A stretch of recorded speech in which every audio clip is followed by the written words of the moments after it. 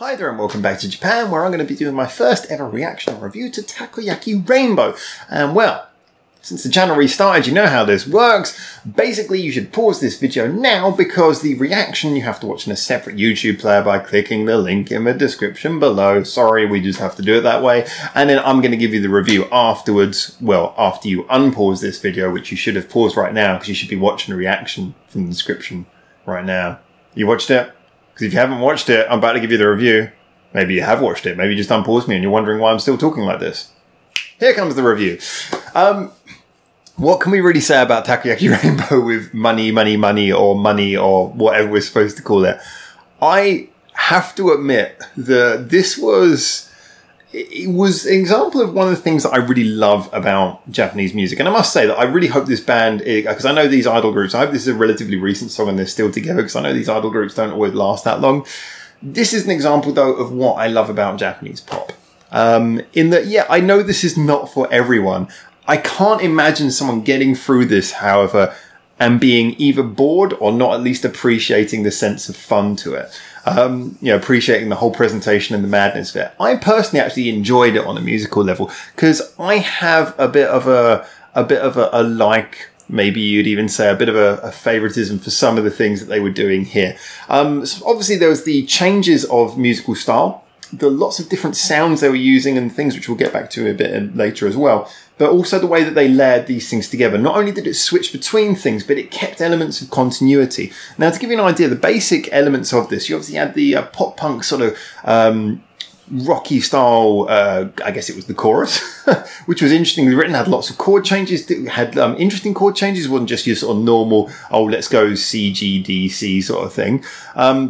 It had some interesting chord choices in there and developed in a nicely well-written way. You had the sort of hip-hop bit, which went through... That kind of had its own chorus as well. It had a sort of shout-out bit. I don't know if that was supposed to be a pre-chorus, but that was very hip-hoppy. It wasn't so much about the melody as it was about the rhythm. It had a nice use of the beat, which was nice and well-founded. You know, it had a sort of good, solid nature to it, and the trumpets over the top, giving, if you like, the loop element to it, although that was nicely threaded throughout the rest of the song. You know, the parts sort of crossed over, like the trumpets went into the punk bit, the guitar eventually went into the hip-hop bit.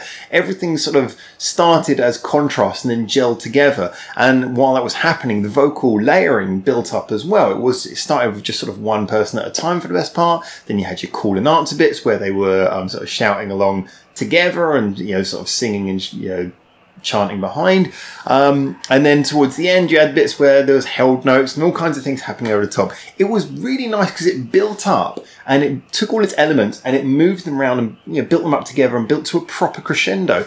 It felt very well constructed. So whether you're into this type of thing or not, the reason that I like this is because this proves you don't have to do something that looks like the music connoisseur's favorite thing. It doesn't have to be a great piece of jazz or, you know, a detailed piece of rock music. It doesn't have to be anything like that to be well written. You can take something as silly as this and you can really construct it well. Beautiful use of sound, arrangement, the way everything was put together, and it achieved its goal, which was sounding fun and infectious. It had, like I said, at least two bits I would consider to be quite catchy. None of it was sort of right home, this is legendary, sort of never get it out of my head catchy, but it had those two choruses, the call and answer singing, chanting bit kind of after the raps, and then the rock bit, which I guess probably is the chorus in their opinion. And then at the end, obviously, you had that final breakdown and the final crescendo, which was a kind of a thing of its own as well.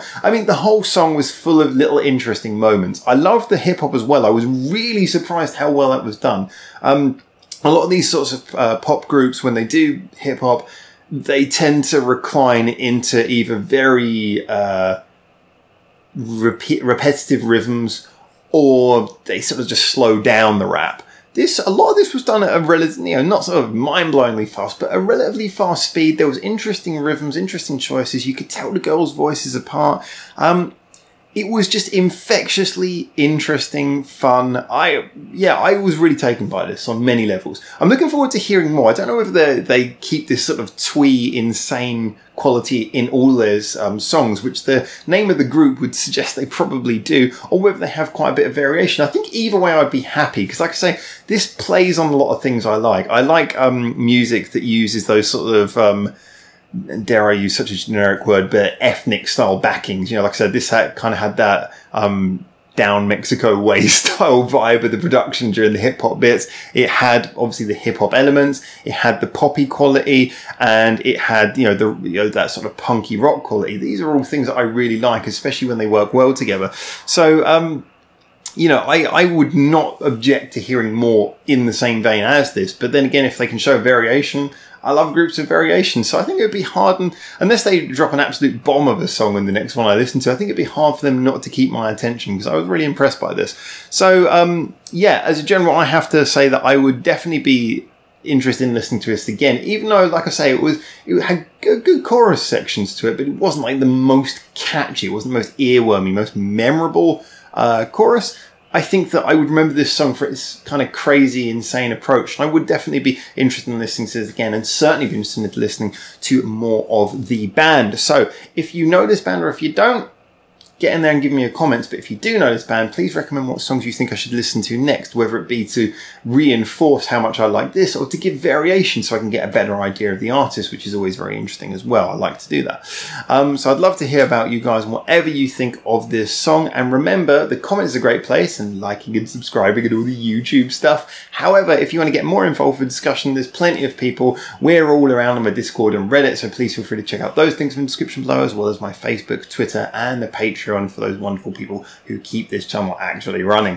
So anyway, for now, thank you so much for making it through to the end of the video. Looking forward to reading your comments very soon, and until I see you hopefully very soon as well in the next video, for now, just hit my hand. Ciao, ciao.